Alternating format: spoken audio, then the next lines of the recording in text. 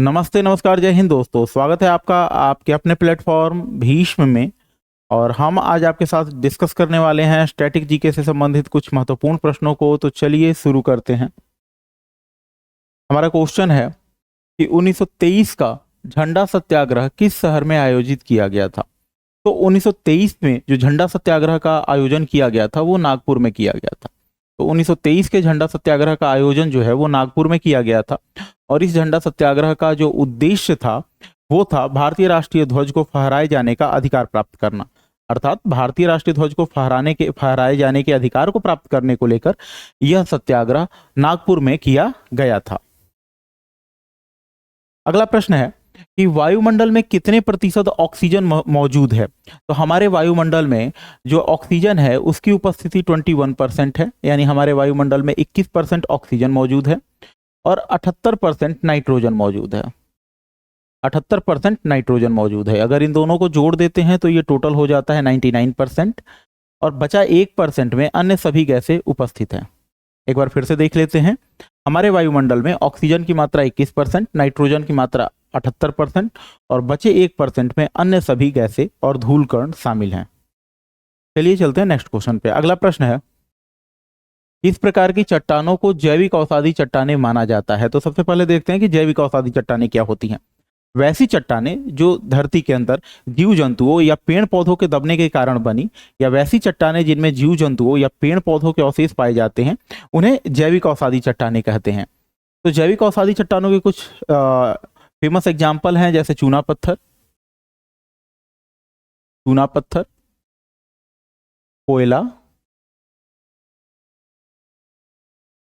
कोयला, चर्ट और सेल। ये जैविक चट्टानों के कुछ फेमस एग्जाम्पल हैं। तो जरा देखते हैं हमारा क्या आंसर होगा। तो किस प्रकार की चट्टानों में किस प्रकार की चट्टानों को जैविक औषधि चट्टानें माना जाता है। तो बॉक्साइट जैविक औषधि चट्टान नहीं है, संगमरमर जैविक औषधि चट्टान नहीं है, ग्रेनाइट जैविक औषधि चट्टान नहीं है। तो यहाँ एकमात्र ऑप्शन हमारा है ऑप्शन नंबर डी, चूना पत्थर। तो चूना पत्थर एक प्रकार का जैविक औषधि चट्टान है। अगर आपसे कोई पूछे कि जैविक औषधि चट्टान कौन कौन सी होती हैं, तो आपका आंसर होगा चूना पत्थर, कोयला, चर्ट और सेल। चूना पत्थर, कोयला, चर्ट और सेल जो है वो जैविक औषधि चट्टानों के एग्जाम्पल हैं। जैविक औषधि चट्टानें क्या होती हैं? तो वैसी चट्टानें जिनके अंदर जीव जंतुओं या पेड़ पौधों के अवशेष हो, उसे जैविक औषधि चट्टानें कहते हैं। देखते हैं नेक्स्ट क्वेश्चन को। अगला क्वेश्चन है, पर्वत एशिया को यूरोप से अलग करता है। तो एशिया को यूरोप से अलग करने का काम यूराल पर्वत करता है। एशिया को यूरोप से अलग करने का काम जो है वो यूराल पर्वत करता है। लेकिन बाकी सारे ऑप्शंस को भी देख लेते हैं। तो हिमालय जो है वो विश्व की सबसे ऊंची पर्वत श्रृंखला है। हिमालय जो है वो विश्व की सबसे ऊंची पर्वत श्रृंखला है। एंडीज को देखें तो यह विश्व की सबसे लंबी पर्वत श्रृंखला है।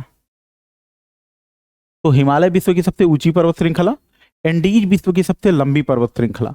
आल्प्स क्या है बच्चों? तो आल्प्स जो है वो यूरोप की सबसे ऊंची पर्वत श्रृंखला है। ध्यान देंगे, यूरोप की सबसे ऊंची पर्वत श्रृंखला की अगर बात की जाए तो वो आल्प्स है, यानी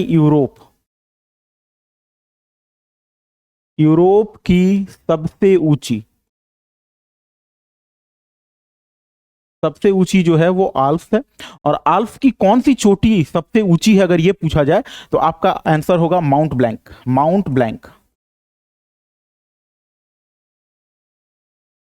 माउंट ब्लैंक जो है वो यूरोप की सबसे ऊंची चोटी है, जो कि आल्प्स पर्वत में स्थित है। एक बार फिर से देखते हैं।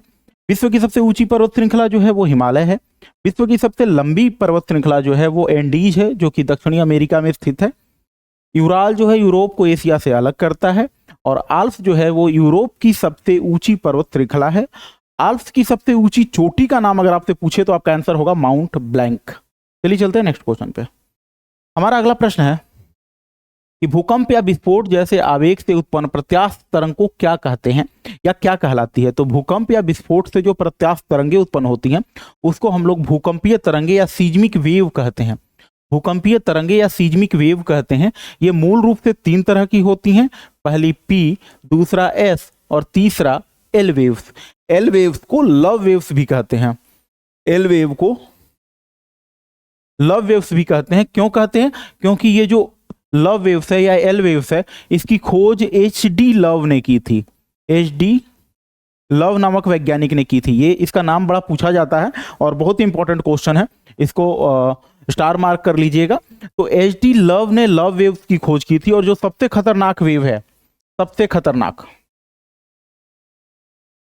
वो भी लव वेव्स ही हैं, यानी एल वेव्स जो हैं वो सबसे खतरनाक वेव्स की श्रेणी में आती हैं। चलते हैं नेक्स्ट क्वेश्चन पे। हमारा अगला प्रश्न है कि बाल गंगाधर तिलक द्वारा होम रूल लीग की शुरुआत कब की गई थी? तो बाल गंगाधर तिलक द्वारा होम रूल लीग की शुरुआत 1916 में की गई थी। अप्रैल 1916 में बाल गंगाधर तिलक के द्वारा होम रूल लीग की शुरुआत की गई थी। चलिए चलते हैं नेक्स्ट क्वेश्चन पे। अगला क्वेश्चन है, रामकृष्ण मिशन ने समाज सेवा और निस्वार्थ कार्य के माध्यम से के आदर्श पर बल दिया है। तो रामकृष्ण मिशन की जो मुख्य सेवा थी, जो शिक्षा थी, वो ये थी कि समाज सेवा और निस्वार्थ कार्य के माध्यम से मोक्ष को प्राप्त किया जा सकता है। तो हम एक बार फिर से क्वेश्चन को देखते हैं।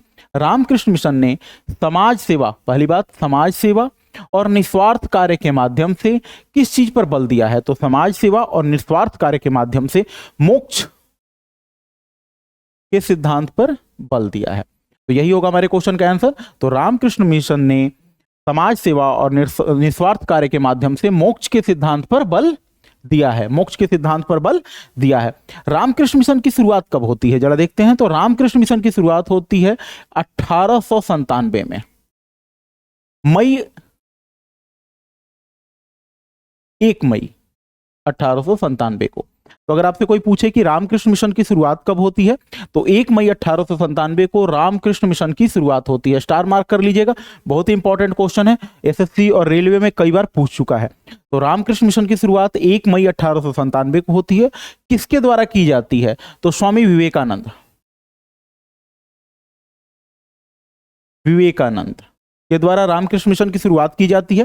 कहां से की जाती है? तो रामकृष्ण मिशन की शुरुआत बेलूर मठ से की जाती है। बेलूर, पश्चिम बंगाल में कलकत्ता के पास एक बेलूर नाम की जगह है, वहीं से बेलूर मठ से रामकृष्ण मिशन की शुरुआत की जाती है। कौन करते हैं? तो स्वामी विवेकानंद करते हैं। और कब करते हैं? तो 1 मई 1897 को रामकृष्ण मिशन की शुरुआत करते हैं। चलिए चलते हैं नेक्स्ट क्वेश्चन पे। हमारा अगला प्रश्न है कि भारत के निम्नलिखित राष्ट्रपतियों में से कौन योजना आयोग के उपाध्यक्ष भी रहे? यानी इस क्वेश्चन में यह पूछा जा रहा है आपसे कि भारत के वे कौन से राष्ट्रपति थे जो योजना आयोग के उपाध्यक्ष रह चुके हैं। तो ऐसे राष्ट्रपति जो भारत के राष्ट्रपति भी रहे हों और साथ साथ योजना आयोग के उपाध्यक्ष भी रह चुके हों, वो थे प्रणब मुखर्जी। प्रणब मुखर्जी इन दोनों पदों पर अपनी सेवाएं दे चुके हैं, भारत के राष्ट्रपति के रूप में भी और योजना आयोग के उपाध्यक्ष के रूप में भी। चलिए चलते हैं नेक्स्ट क्वेश्चन पे। हमारा अगला प्रश्न है कि भारत में राज्य का प्रमुख और सबसे उच्च औपचारिक अधिकारी कौन होता है? तो किसी भी राज्य का प्रमुख, उस राज्य का सबसे बड़ा औपचारिक अधिकारी और राष्ट्रपति का उस राज्य में प्रतिनिधि, तीनों उस राज्य का राज्यपाल होता है। तीनों उस राज्य का राज्यपाल होता है। जो उस राज्य का राज्यपाल होता है वो राष्ट्रपति का उस राज्य में प्रतिनिधि होता है, उस राज्य का सबसे बड़ा अधिकारी होता है और उस राज्य का प्रमुख होता है। तीनों राज्य का राज्यपाल ही होता है। अगला प्रश्न देखते हैं।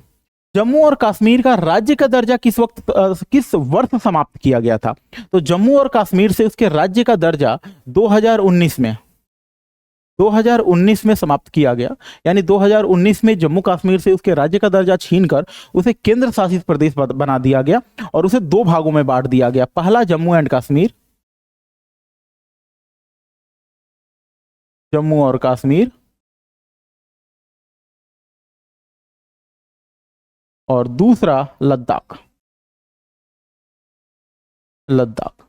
तो ध्यान रखिएगा, 2019 में जम्मू कश्मीर से उसके राज्य का दर्जा छीनकर उसे केंद्र शासित प्रदेश बना दिया गया और उसे 2 भागों में बांट दिया गया, पहला जम्मू और कश्मीर और दूसरा लद्दाख। चलते हैं नेक्स्ट क्वेश्चन पे। अगला क्वेश्चन है, निम्न में से कौन सा देश चावल का सबसे बड़ा उत्पादक है? तो अभी तक तो चावल का सबसे बड़ा उत्पादक देश चीन हुआ करता था, लेकिन इस वर्ष के जो आंकड़े आए हैं उसके अनुसार भारत ने चीन को पीछे छोड़ दिया है। यानी चावल का सबसे बड़ा उत्पादक देश जो है वो भारत बन गया है। अदरवाइज भारत चावल के उत्पादन में दूसरे नंबर पर हुआ करता था। पहले नंबर पे चीन, दूसरे नंबर पे भारत। लेकिन इस वर्ष के जो चावल उत्पादन के आंकड़े हैं उसके अनुसार भारत जो है वो चावल का सबसे बड़ा उत्पादक बन गया है और चीन जो है वो दूसरे नंबर पर चला गया है। तो चावल का सबसे बड़ा उत्पादक भारत, दूसरे नंबर पर चावल का सबसे बड़ा उत्पादक देश चीन। निम्नलिखित में से कौन सा पर्वतीय वनस्पति में पाए जाने वाला वृक्ष है? तो जो चीड़ है वो एक प्रकार की पर्वतीय वनस्पति में पाया जाने वाला वृक्ष है। जो चीड़ है वो पर्वतीय वनस्पति का वृक्ष है,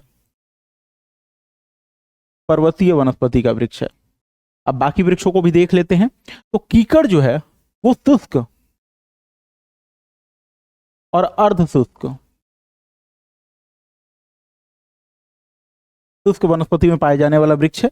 टीक जो है उष्ण कटिबंधीय पर्णपाती वन है, उष्ण कटिबंधीय पर्णपाती वन, पाती वन। और जो सुंदरी है ये खारे पानी में, खारे पानी और खारे पानी में या मैग्रो प्रजाति की वनस्पति है। तो एक बार फिर से देखते हैं, यहां जो सुंदरी है, सुंदरी वृक्ष जो है ये खारे पानी या मैग्रो क्षेत्रों में पाए जाने वाली वनस्पति है। तो सुंदरी खारे पानी और मैग्रो क्षेत्रों में पाए जाने वाली वनस्पति है। कीकड़ जो है भारत के शुष्क और अर्ध शुष्क क्षेत्रों में पाए जाने वाली वनस्पति है। चीड़ जो है यह पर्वतीय वनस्पति है, चीड़ पर्वतीय वनस्पति है। और टीक जो है वो उष्ण कटिबंधीय पर्णपाती वनों में पाई जाने वाली वनस्पति है। टीक उष्ण कटिबंधीय वनों में पाई जाने वाली पर्णपाती वनस्पति है। टीक को हम लोग सागौन भी कहते हैं। टीक का दूसरा नाम क्या है? सागौन। ध्यान रखेंगे, तो एक बार ध्यान रखेंगे, टीक या सागौन उष्ण कटिबंधीय पर्णपाती वनों में, चीड़ या देवदार पर्वतीय वनस्पति है, कीकर शुष्क या अर्धशुष्क क्षेत्रों में पाई जाने वाली वनस्पति है, सुंदरी जो है वो खारे पानी या मैग्रो क्षेत्रों में पाई जाने वाली वनस्पति है। चलते हैं नेक्स्ट क्वेश्चन पे। अगला प्रश्न है कि 19वीं सदी के शुरुआत में भारत में रेशम मिलें अधिकतम किस क्षेत्र में केंद्रित थी? तो 19वीं सदी के शुरुआत में अधिकतम रेशम मिलों का विकास जो था वो महाराष्ट्र के क्षेत्र में था। 19वीं सदी के शुरुआत में अधिकतम रेशम मिलों का जो विकास था वो महाराष्ट्र के क्षेत्र में केंद्रित था। चलिए चलते हैं नेक्स्ट क्वेश्चन पे।